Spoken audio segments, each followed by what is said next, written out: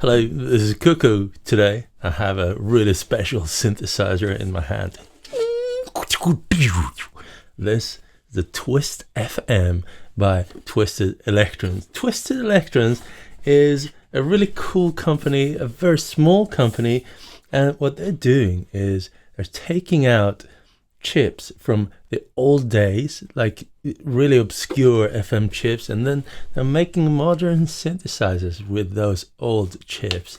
And I just happen to love that kind of sound that comes out of old Sega Mega Drives and old game audio cards from the 90s and stuff. And this here is no exception. This is a synthesizer based on an FM chip commonly known as OPL3, if I'm not mistaken, and it's an FM synthesizer with lots of operators and stuff. But on top of that, every voice has an analog filter that you can run in various modes, and it just sounds amazing. It sounds really, really lovely. So what I want to do in this video today is to take it for a spin and make a couple of song sketches, maybe walk through the basics of how to build a sound, and then just make sketches.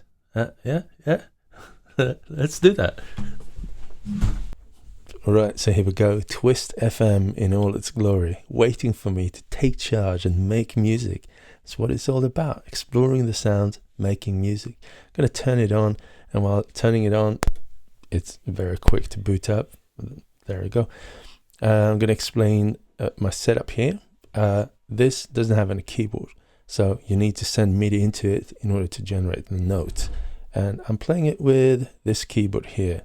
This is from a company in France called Piano de Voyage, and it's a very minimalistic, very nice keyboard type of USB keyboard.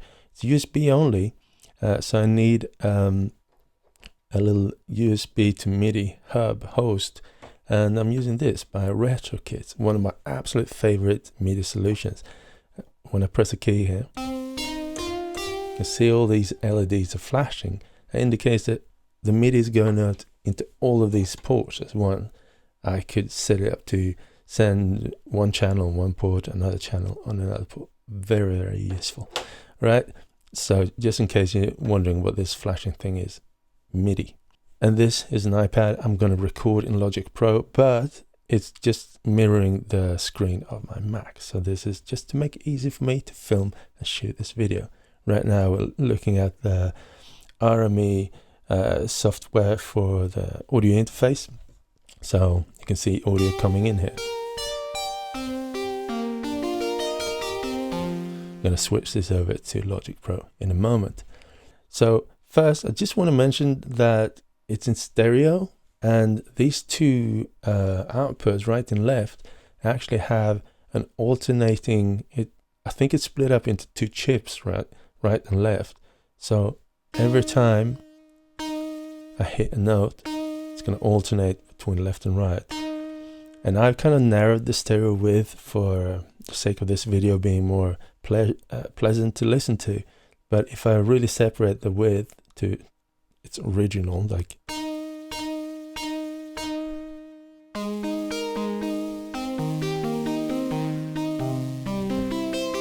it's a little bit crazy. So just for the sake of this video, I'll make this not as wide. But still like a hint of stereo. This is a more advanced chip than what's in the Sega Mega Drive, and we can hear very clearly differences, but also they are kind of similar in other ways. On the device here, we see it's got sections here. One section for every operator generating sounds. We've got operator 1, 2, 3, 4. They're together in a constellation, as we can see here in the algorithm, how they're interconnected. And then we've got these two, operator 5 and 6, which are separate. Is like a layer on top of the 4 first ones. And then we've got the analog filter here. Like each voice has an analog filter, which is, it got a very retro vibe. And then we've got further controls and LFOs here is to automate some of these parameters. So the whole point of this video is first to get to know the sound engine and then get more and more experimental and make music. So I'm going to start from scratch with every sound I make and see where it leads us. And hopefully you'll learn some things along the way. And then I'm going to record music. So every time I start a new sound, maybe I'm going to move faster and faster. And then by the end of the video, I'm just going to focus on the music and hope you can follow along. All right, so let's see. First, I'm just going to start from scratch, hit this button. You toggle between different menus. When it says load, you're in this simple menu, and you can head to this thing called Initialise and press the encoder. Now we're starting from scratch.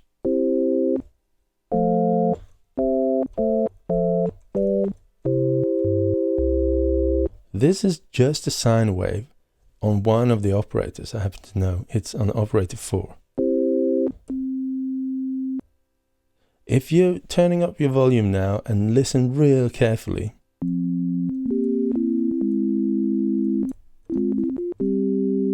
we can hear like there is a little buzz, a little something, a little texture in the sine wave. Like sine waves, they're known to be like super smooth and have no overtones. But this does have some texture and overtones, some little hints of old technology dirt in there.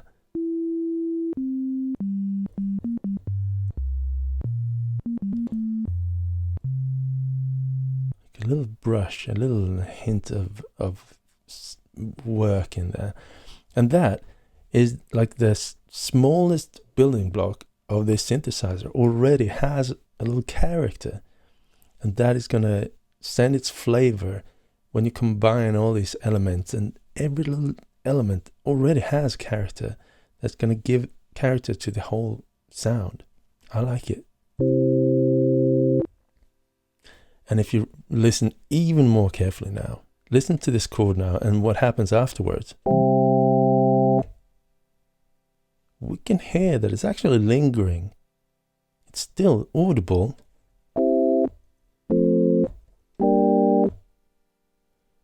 And that's just a sort of artifact of the actual chip.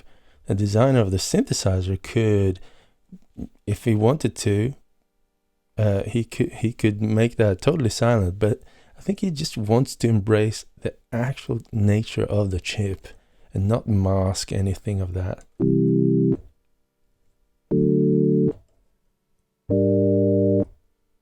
Yeah. That's interesting. I just thought I'd mention. Another thing we can see up here is there's a bunch of different waveforms. These are all the waveforms that every operator can play. And right now, we're just listening to operator 4 here. So if I change the waveform, you can see here wave of operator 4. You can see the LED here.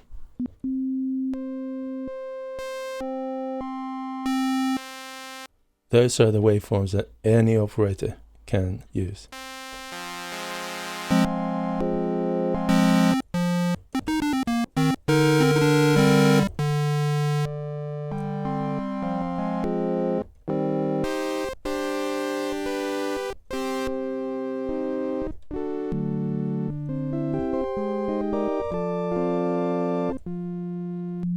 Yeah. And the initialized preset doesn't have any FM synthesis going on. The operators are not modulating right now because we're in this algorithm here. If we want to experience FM synthesis, we need to select one of these other algorithms. So let's do that. Algorithm. You can see here the LED indicating 1. Right now, we can't hear any difference because we're only listening to operator 4 here. But if we change here to algorithm number 1, see operator 4 is the end point. If I now change operator 3, which is sending into operator 4, we hear this.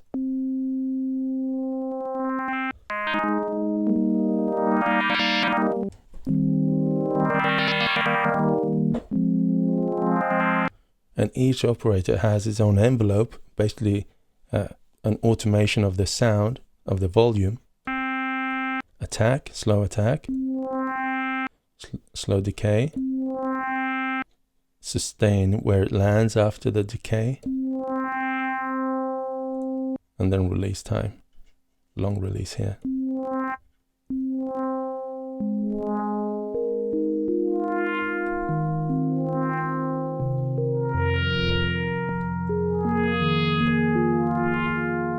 Already showing its magical dust here. And now we can also hear another kind of artifact of this older technology. When we hear the automation of the volume, we hear it in steps. And these are kind of introducing these little click sounds. Yeah.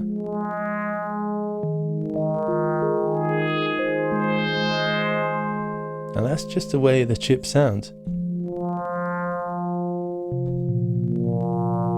Character, again, every little detail has character, and then in the end, lots of character.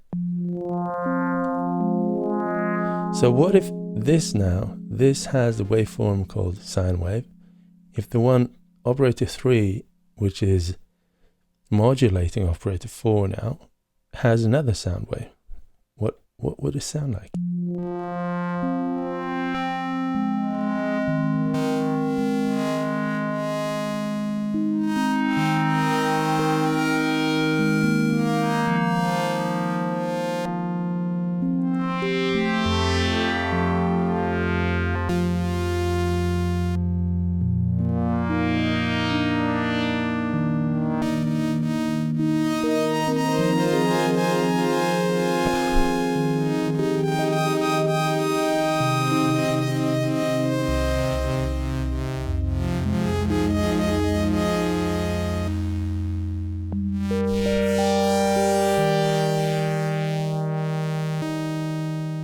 It's so lovely. Already I'm getting goosebumps of some of the sounds. We can hear this kind of pulsing going on here, because some of these waveforms, they are sort of not fully compatible in a way, so they will hit waveforms where they kind of cancel each other out for a brief moment and then they catch up again. And that's just the nature of mixing different waveforms here. Yeah, I like it. Now, let's also make different multiples. That means different pitches per operator. So now the end operator, the carrier, operator 4, the end of the chain, has the lowest multiple, the lowest octave. On its own, I'm just going to cancel this now. That's the operator. Multiple. That's the multiple. It's gonna double the octave. Then again.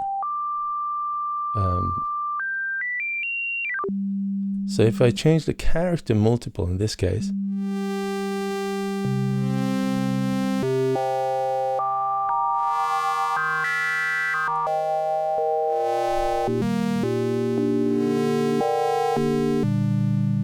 things happen. If I change the operator that modulates it, it sounds like this.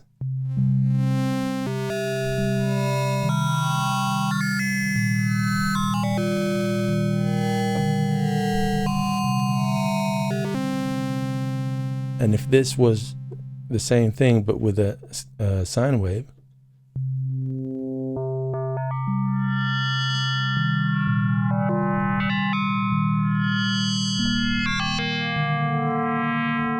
it's a more known territory, more common territory for FM synthesis. But let's use that square wave, because that was cool.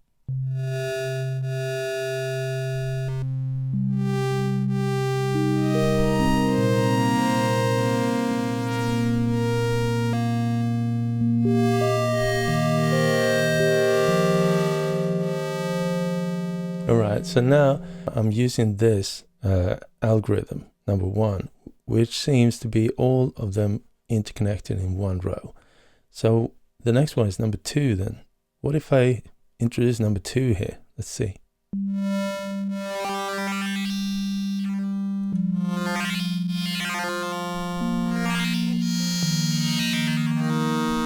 Multiple.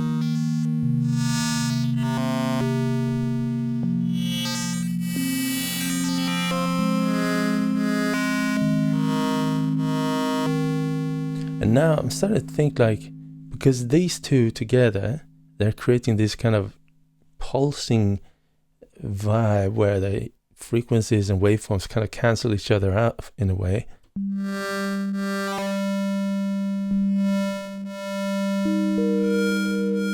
If I keep that and I use another algorithm, this one, number 3, so now 3 and 4 there are kept on the side in its own little chain. And I can introduce another chain right next to it. Like,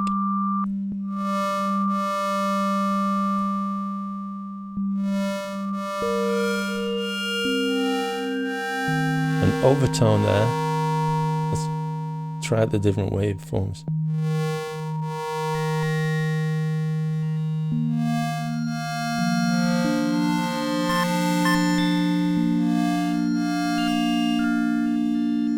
Okay, this one, the camel.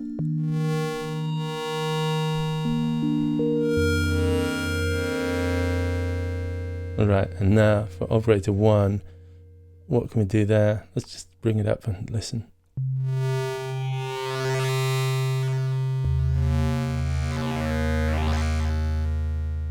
I'm gonna try the waveform, the last one. Not even sure what it's called. Square 2.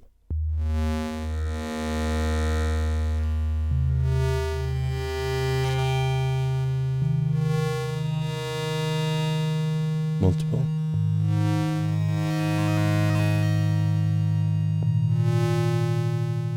Slow.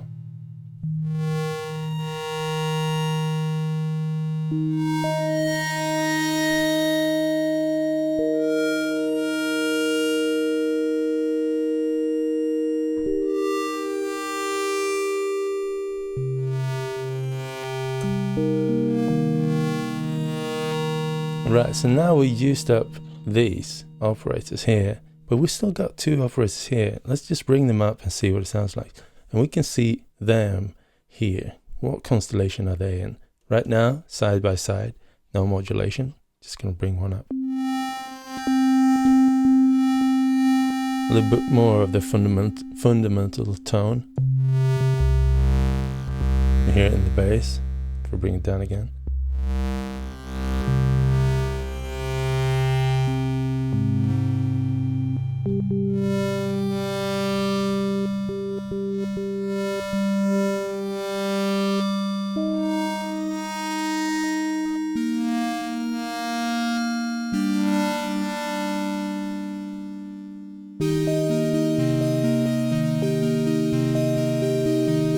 And you don't have to use all the operators. Some of them can be silent, and it could be a more simpler sound.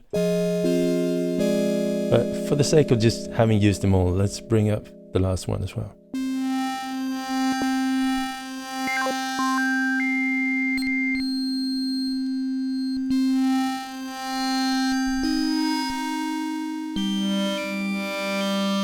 Overtone.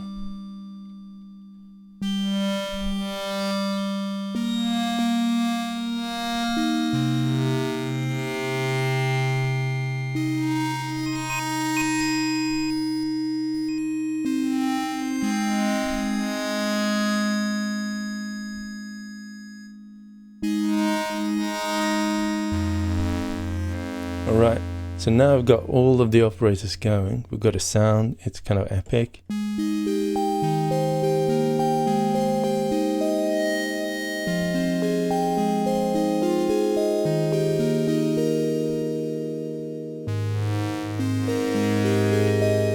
Let's try the filter, shall we?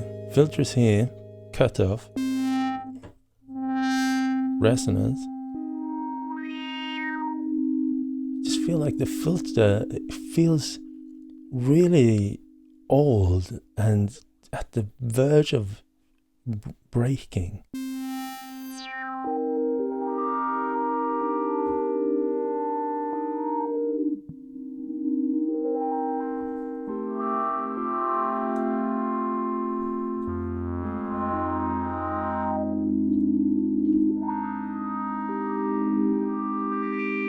And again, lots of character.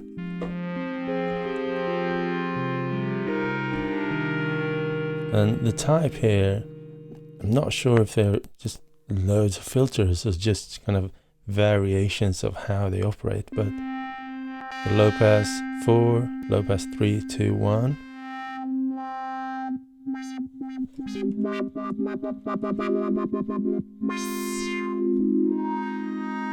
And then we've got band pass 4, band pass 2.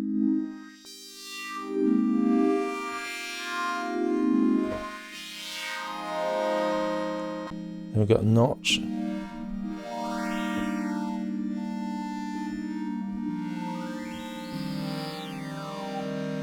Then we've got phaser.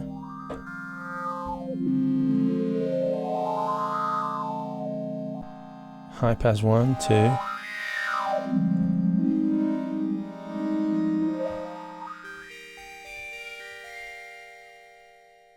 High pass 3. And then we've got high pass plus low, phaser plus low. I don't really know technically what they do, but you just need to listen to it and get a vibe for it.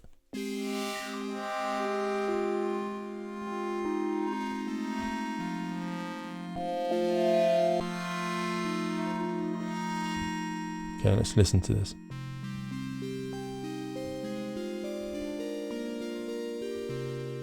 Now, when you're using the filter, you're dampening the sound to an extent where it becomes more silent, and then maybe you want to increase it, increase the volume. And there are two ways to work with volume, three. Like setting the operator volume is one way, and then the two other ways to work with the patch volume is to set the patch volume, which basically is holding this menu button and wiggling any of the volume parameters. That will set the patch volume. So holding this now, changing the volume knob. So now it's at maximum volume. If I take it down a bit, it's lower again. So that's the patch volume. But there is another way too, and that is to change the volume going into the filter. You can overload the filter and make it distort and heat it up, and by holding this button again and wiggling the resonance, not fader. So let's try that. So at some point we can hear we approach this saturated area. But then we need to lower the main volume. Raise this again. Maximize it. Okay, let's listen to it.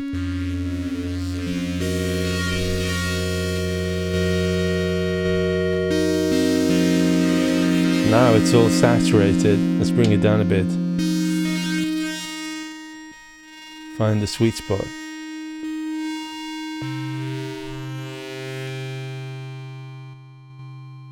Okay.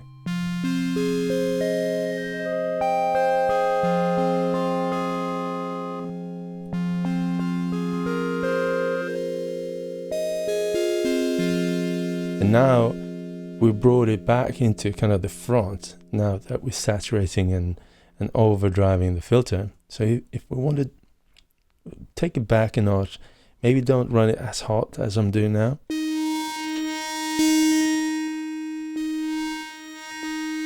Bring it back again a little bit.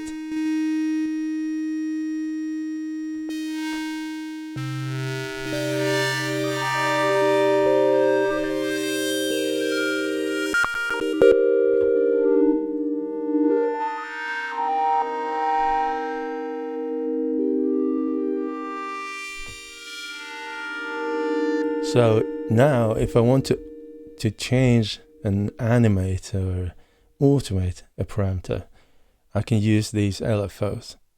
And the way it works is you wiggle the parameter you want to automate, like the cutoff, and then you press the link button. Now this LFO is linked to this. And then you change the depth. Slower. Less. And here you set the waveform. I'll make a triangle.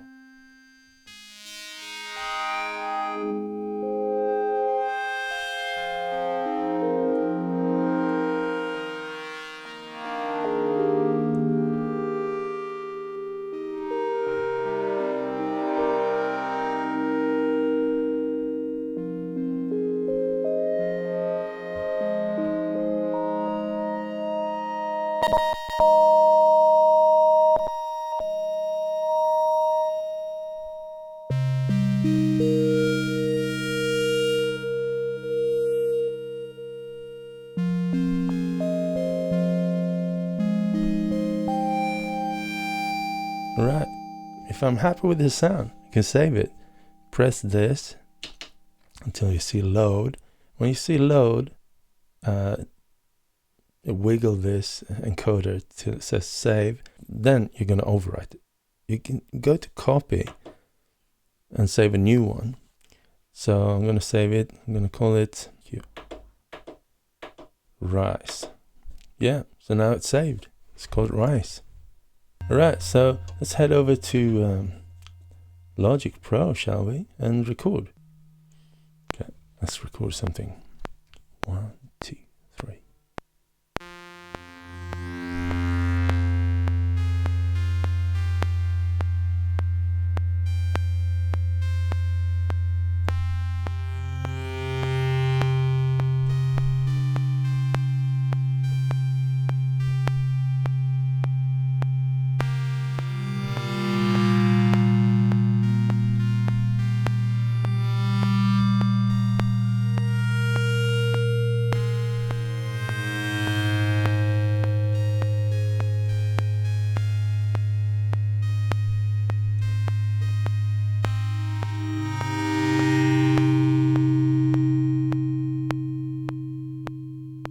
Right, something like that. So let's make another sound now. I'm gonna hit a shortcut, menu, and this twice. Initialize. So what kind of sound does go with this?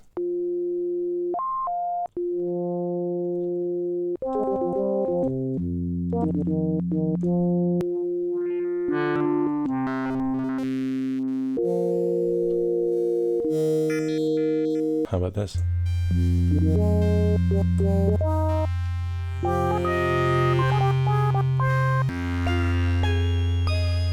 There's a game called Ecco the Dolphin on the Sega Mega Drive, and it has some beautiful long FM tones. Let's see if we can get inspired by that. So algorithm number 3 there.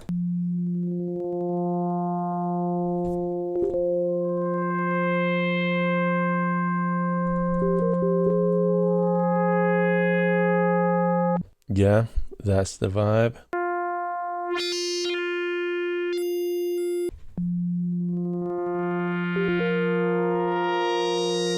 Yeah, yeah. Let's save that. Oh, there we go. Does it fit? 1, 2, 3, 4.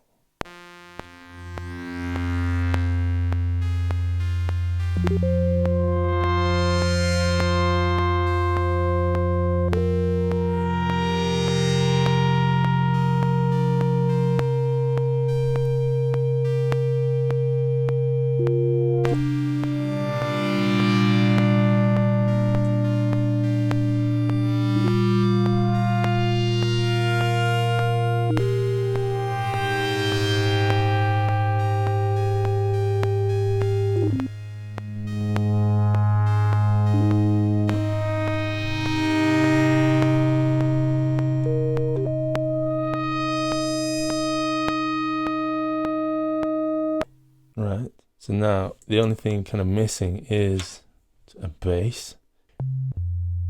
Let's try to heat it, just a sine wave, see what it sounds like. So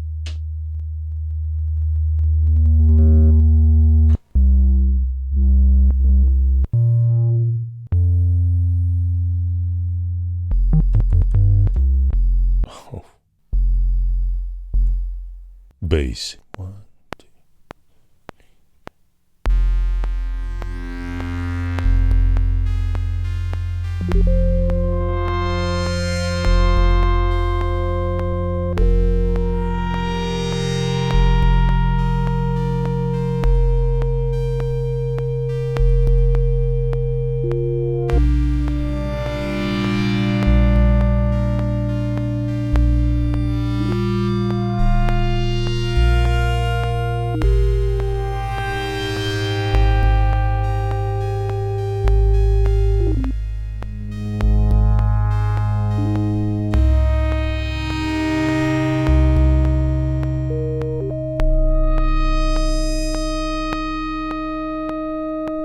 Okay, something like that. Let's make a whole new song, shall we? Let's say 2, 3, 4.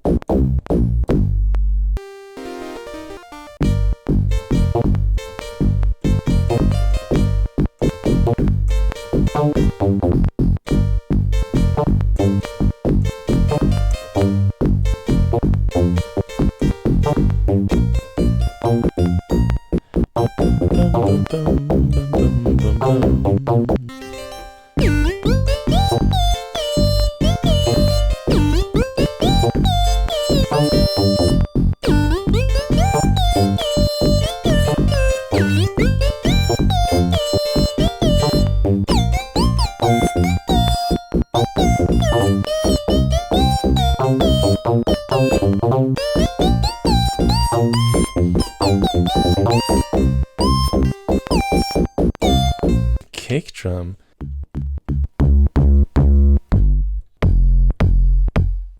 I like it.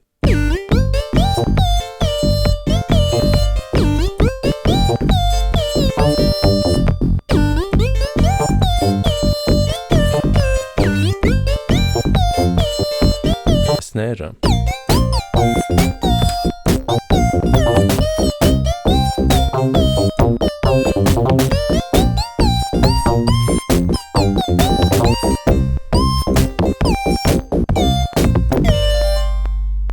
Right, let's keep going. Let's make like an organ, shall we? Okay.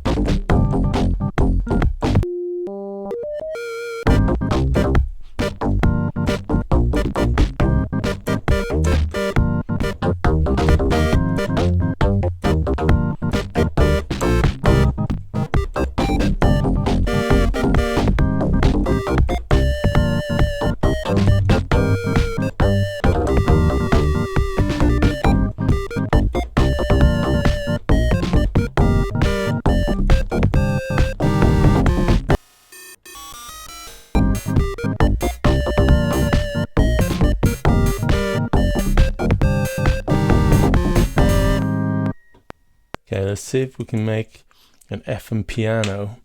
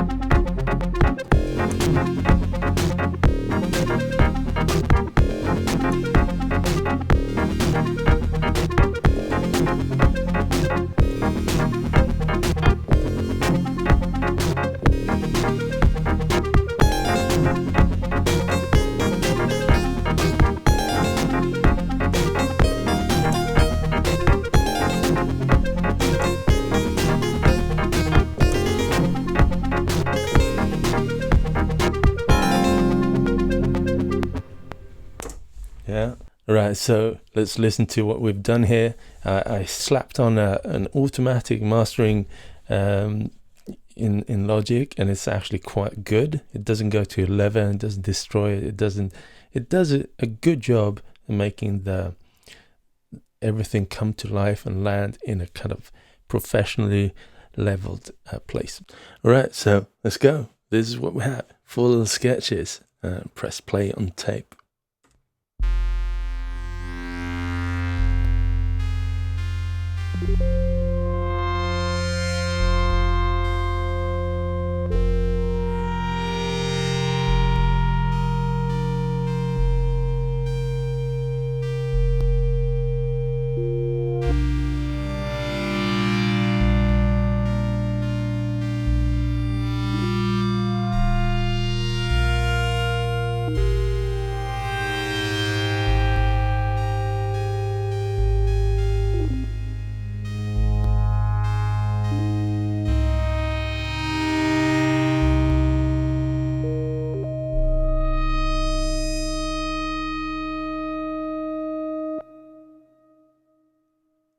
Yeah, I like it. Yeah, I don't want to say it, like super inspired by Ecco the Dolphin on Sega Mega Drive. Epic game from the old days. Right, next song.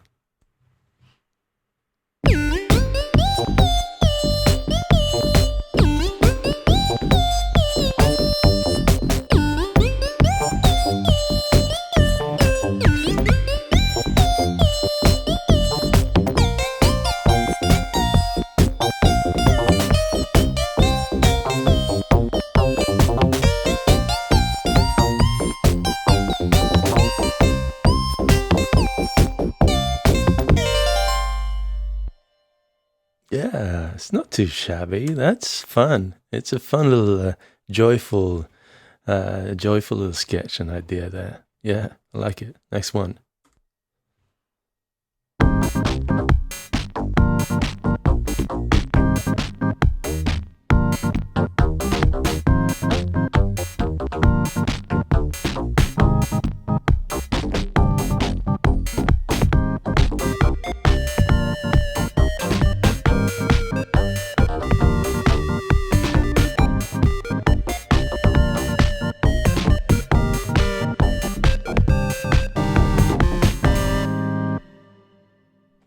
Yeah, that's kind of groovy. I like the kind of bass there.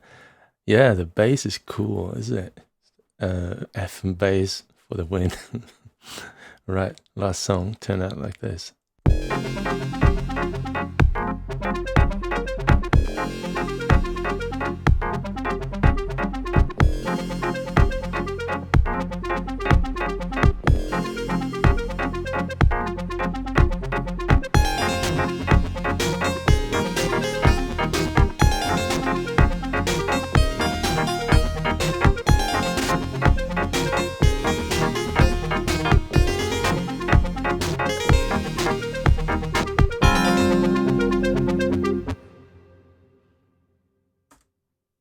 yeah, that's it. 4 little sketches there. I love the sound of this TWISTfm. Yeah, not too bad. Cool, that's it for now. If you haven't seen it already, I released an album. It's right here, and it's called Non-Binary Code. And I worked so hard with this. It's a Digitone album, and when you open it, it looks like this. And I spent so much time with this. And this is the music that I've played for the last maybe 2 years. When I've been performing live, this is the music. Now it's finally out on a vinyl. And so if you're interested in supporting me, you can do it over at Patreon. You can buy my stuff on my web store, or you can head over to my merch store and buy this album. That is also greatly appreciated. And yeah, if you want to see what the actual album looks like, let's see. Look at this. ASMR. Here it is. I love this. I really loved how it turned out. And the mastering is really great this time. And the pressings are insanely good. I actually tried it at a club like a few days after I got the albums in my hand. And it sounded great in the club too. So mastering, super good. Great mastering. And really stoked about it. Yeah, that's it for this time. Take care, everyone, and peace out. See you very soon.